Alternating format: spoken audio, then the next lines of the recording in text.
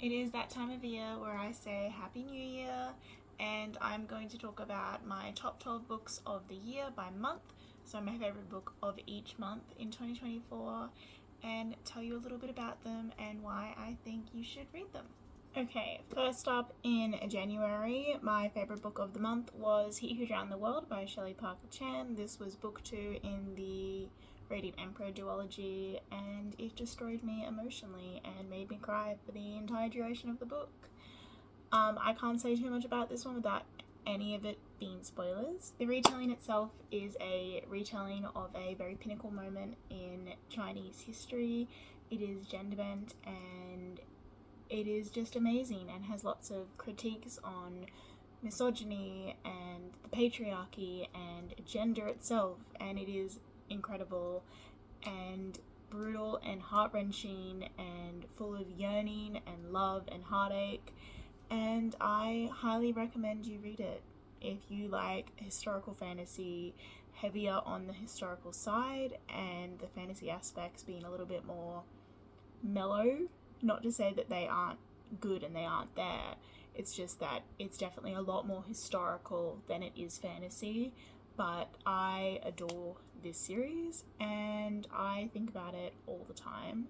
February, my favourite of the month was She's a Keeper by Ali K. Mulford. This was Ali's rom-com debut and I adored this book. It made me giggle and laugh, and it is so delightfully queer, despite this book itself being a more hetero presenting novel, even though it's not hetero.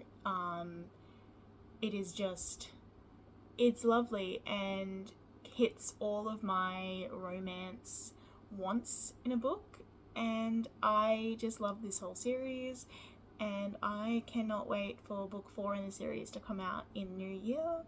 I am so excited. March was a tie for me. It was a tie between The Spirit Bears Its Teeth by Andrew Joseph White and The Tea Dragon Tapestry by Kay O'Neill. Both of these books were delightful. I read them both as part of the Trans Rights Readathon, and I adore them both. They both made me cry for very different reasons, and it is just amazing, both of them. The Spirit Bears Its Teeth is a historical fiction fantasy about a trans boy who has to present himself as a woman in order to survive, essentially. But there's ghosts and so much representation going on, and Andrew writes incredible pearl-clutching horror, and I adore it. It is definitely very grotesque and heavy-handed though, so make sure you read the trigger warnings for all of Andrew Joseph White's works, not just this one. But only men are supposed to have violet eyes that can do this thing, that can see the ghosts and commune with spirits. But of course our main character is a woman, assigned female at birth, and they can see ghosts. But because he is a woman, he is basically assigned as hysterical, and put in an asylum with a whole bunch of other women who also have violet eyes and can see these ghosts and are just trying to survive. And it is beautiful and poignant and horrifying, and I adore it. The Tea Dragon Tapestry, on the complete other side of the coin, still full of representation and absolutely lovely. It made me cry because it was just so wholesome and lovely, and it's just so good. And it just made me so overwhelmingly happy that the tears just came. Basically, the Tea Dragon series itself, Tea Dragon Tapestry was the third book in this series, is about these tiny little tea dragons that grow tea leaves, and they are companions to these people, these folk, and it is whimsical and lovely and warm and surprisingly impactful, and if you are a graphic novel person, then I highly recommend you check them out. April, my favourite read of the month was overwhelmingly Hideous Progeny by C.E. McGill. This had been on my radar since it came out, and I had put off reading it because I knew I was going to love it, and love it I did, almost overwhelmingly so. It is a essentially unofficial sequel to Frankenstein. It follows Victor Frankenstein's great niece, however many years after everything goes down in the events of Frankenstein, the original novel. And Mary finds Victor's notes and this time decides to use these notes to aid her and her husband's pursuits in the paleontological field. And it is exquisite in every aspect of the word. I adore it. I wanted to punch pretty much every single man in the face in this novel, which checks out for a mid-Victorian era novel. Checks out. I loved it. The yearning, the sapphic yearning, the looks, unmatched. I love it. It is the prose, the Victorian era prose in this is just like, it would not have surprised me if this was actually written in the 19th century. But I know it wasn't, which means that the author has put a lot of work into emulating that style but still keeping it modern enough and accessible enough for today's modern audience. I am a sucker for some, verbose prose, but McGill knew when to give you those purple sentences, but also knew when to hold back, and it is just a wonderful novel, and I love it deeply with my whole soul. May, my favourite of the month was Squire by Nadia, Shammas and Sara Alfageah. I'm so sorry if I pronounced those wrong. It was a graphic novel about a squire who realises the futility of war, basically, and it poses a lot of really important questions, especially in today's climate, and just makes you really sit in it and think. And the art style is lovely and warm and poignant. So much comes across in graphic novels through the art style. It's one of the reasons I love graphic novels so much. I'm such a visual person, and I love graphic novels for that, and Squire was just a perfect example of conveying messages through images and words all at the same time. And I highly recommend it to anyone who loves graphic novels or is seeking to kind of broaden their understandings in today's political climate. June was another tie between The Song of Achilles by Madeline Millrr and Our Wives Under the Sea by Julia Armfield. Both of these books are incredible and just brilliantly written. I read The Song of Achilles pretty much immediately post finishing the Iliad, and I think that was just the perfect time to read it for me, because everything, the events in the Iliad, was so fresh in my mind that reading Millrr's take and retelling of this aspect of the Trojan War was so incredibly well done and so well researched, and such a really lovely exploratory take on such a pinnacle moment of the Trojan War. Our Wives Under the Sea is a testament to love and to grief and mourning someone who is still there in front of you. I never want to go near the ocean ever again. It is freaky, my friend. If you told me to get into a submarine and go into the ocean, I would probably laugh at you.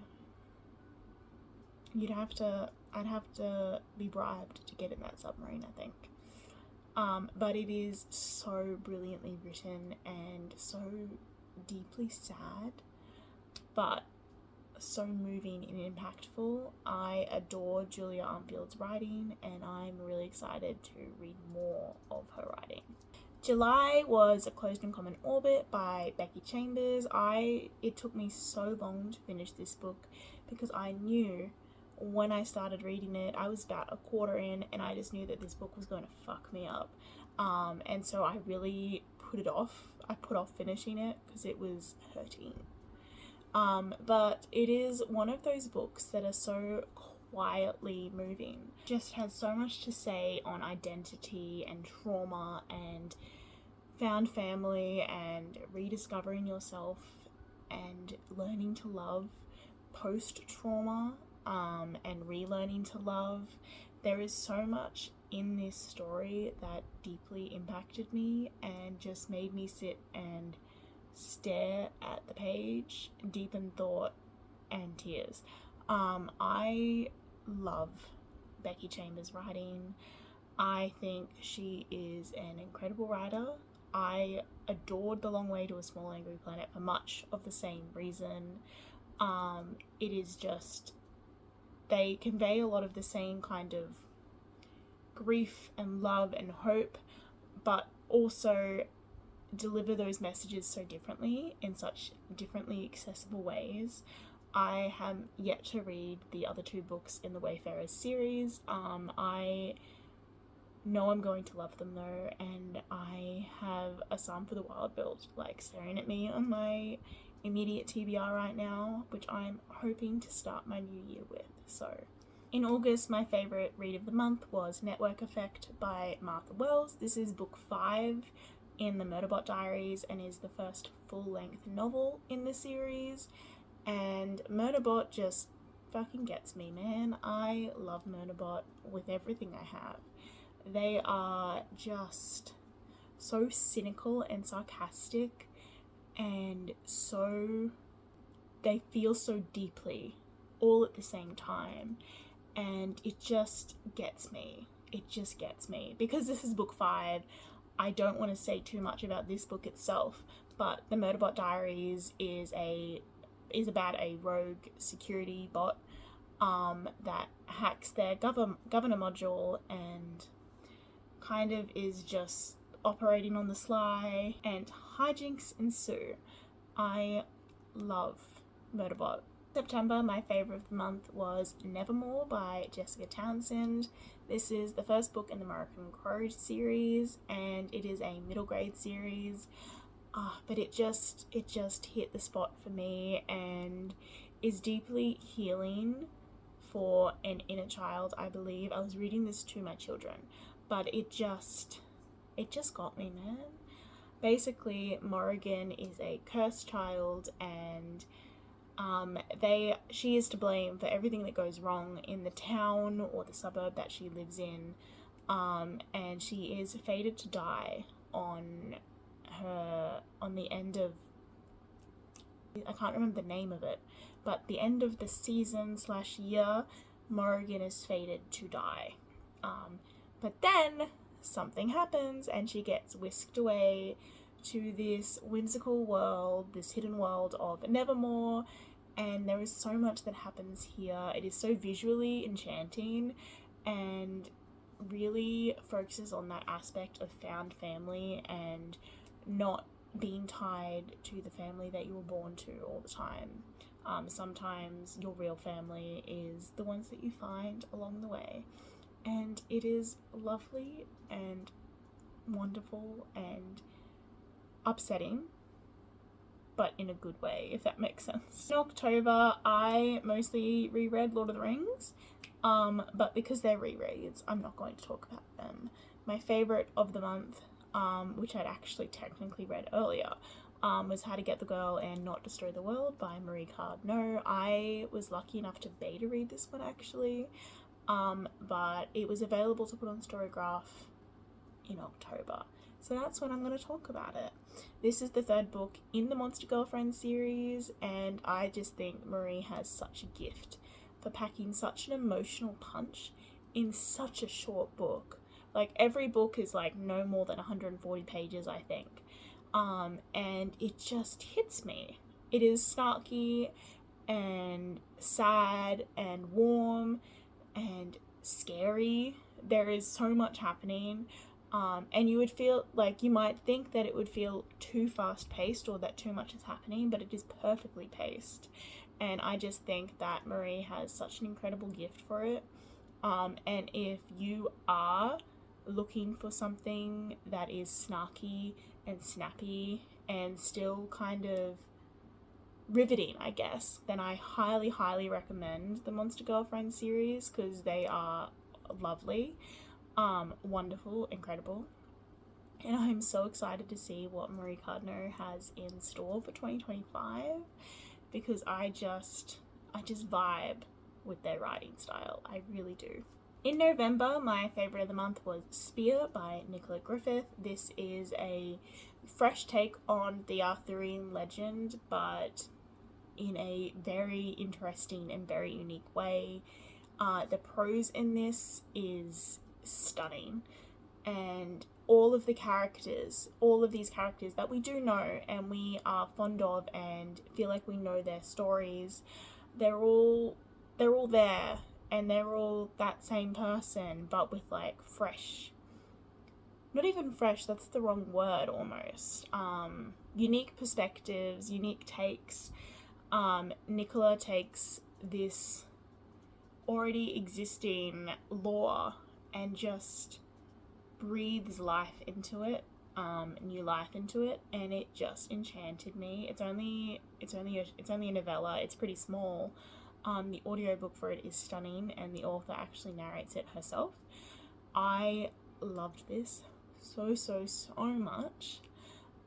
It is sapphic too. It's just incredible, and I'm so excited to read more of Nicola Griffith's work. I need to get my hands on her full-length novel. So good. In December, I have another tie. It is a tie between The Gilded Crown by Marianne Gordon and Howl's Moving Castle by Diana Wynne Jones. They are completely different, but The Gilded Crown is not what it looks like. It is a dark political fantasy, a dark political sapphic fantasy, that is just mind-boggling. It takes a lot of concepts that are known, like the concept of death being an entity and the afterlife, but just makes it so unique and just hits. It is compelling and dark and just had me on like the edge of my seat. I was reading the audiobook and I just was finding excuses to keep reading it. It's a pretty long book. It's about a 20-hour audiobook, and I think I finished it in 2 days, maybe less than technically. And it's just so good. I think that fans of the political antics in Pride Over the Orange Tree or She Who Became the Sun, politicalness on that kind of vein, not necessarily the storyline itself, but the political aspect, I think that they would really enjoy this. It was so good, and I do think that a certain element of this would vibe with the Agatha Rio shippers of the world.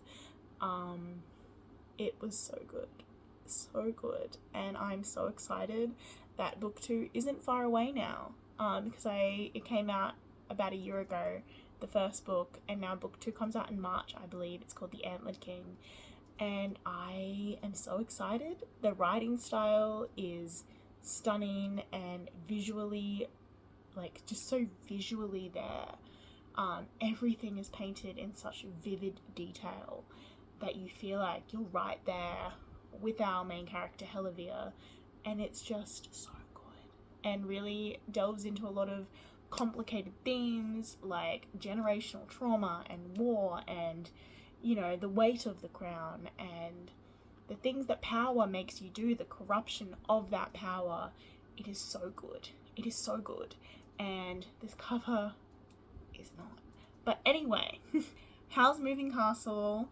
I also have the ugly cover of this book, which I need to rectify. But this is so good. I have been a lifelong lover of the movie. And this was the first time I read the book, and I love them both in very different ways, but equally. They are both incredible. I think they both hit on such different themes, but they both hit them both so hard. It's so succinct. It is a middle grade book, technically, but I just think everyone should and can read it.